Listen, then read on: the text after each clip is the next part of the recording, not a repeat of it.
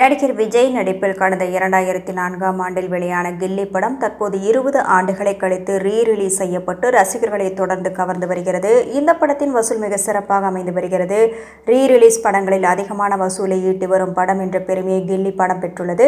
தொடர்ந்து விடுமுறை கொண்டாட்டத்தை திரையரங்குகளில் கில்லி படத்துடன் கொண்டாடி வருகின்றனர் ரசிகர்கள். அடுத்ததாக விஜயின் the greatest of all time படம் வரும் செப்டம்பர் 5ஆம் தேதி ரிலீஸ் ஆக உள்ளதாக அறிவிக்கப்பட்டுள்ள சூழலில் முன்னதாக கில்லி படத்தின் ரிலீஸ் ரசிகர்களை மிகுந்த உற்சாகப்படுத்தியுள்ளது.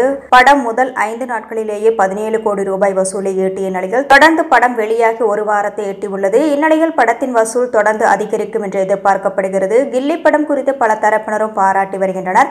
அந்த வகையில் இந்த படம் குறித்து இயக்குனரும் சினிமா விமர்சகருமான ப்ளூ சட்டை மாறன் தொடர்ந்து பாராட்டை தெரிவித்து வருகிறார். படம் சிறப்பான வசூலை பெற்று வருவதாக கூறி வருகிறார். இந்நிலையில் இந்த படத்துடன் கடந்த வாரத்தில் வெளியான விஜய் ஆண்டனியின் ரோமியோ படத்தை கில்லி படம் காலி செய்ததாக அவர் தன்னுடைய எக்ஸ் தள பக்கத்தில் கூறியுள்ளார். சென்ற வார இறுதியில் விஜய் ஆண்டனியின் ரோமியோவை போட்டு தள்ளிய கில்லி இந்த வாரம் விஷாலின் ரத்னத்தை விட அதிக வசூலை குவிக்கும் என எதிர்பார்ப்பு என்று கில்லி பட போஸ்டருடன் அவர் ட்வீட் செய்துள்ளார்.